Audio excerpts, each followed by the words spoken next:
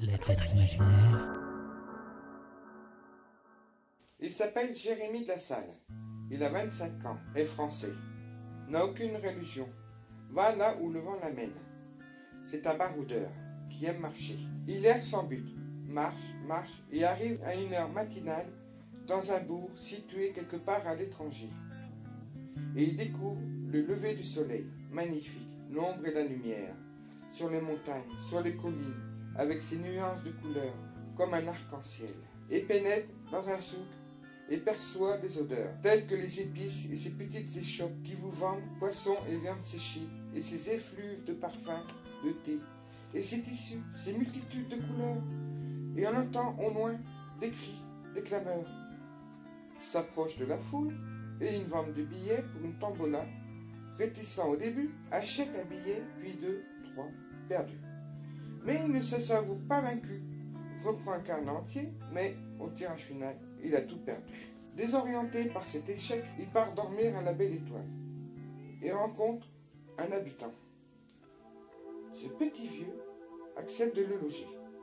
Ayant parlé de tout et de rien, et devant son désarroi, racontant sa mésaventure, ce monsieur âgé, sa famille, sort un billet de sa poche et le lui tend.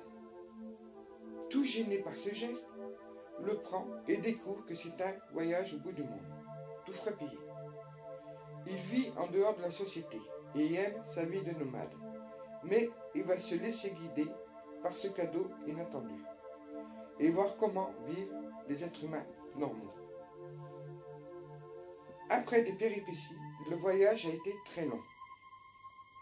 Il est arrivé à destination, le Canada, le Québec plus précisément.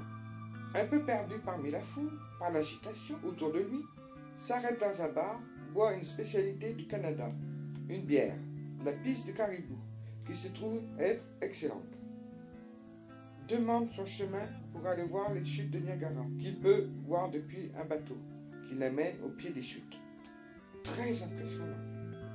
Ensuite se dirige sur la cabane à sucre, où on lui explique comment le sucre d'érable est récolté. Mon cher bienfaiteur, et grâce à vous, je dors dans des hôtels chauds et confortables, et je continue à vagabonder dans des endroits insolites. Partout où je suis passé, les gens sont très sympas, parlent anglais, et la monnaie est le dollar. Il y a tellement de choses, d'endroits à voir comme les montagnes rocheuses. La nature est très verte, beaucoup d'arbres.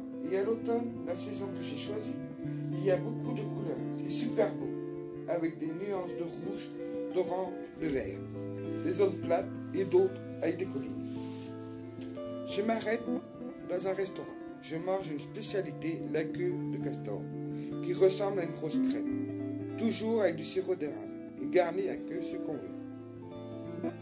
Mais voilà, toute bonne chose a une fin. J'ai vécu une belle aventure, plein de bons souvenirs, mais je suis effrayé par tout ce confort, cette agitation. Je reprends mon sac à dos, ma vie de baroudeur, vivre à la Belle Étoile, et j'espère que je vous reverrai un de ces jours, car c'est grâce à vous, mon brave monsieur, que j'ai pu vivre cette belle expérience. Bien à vous, Jérémy.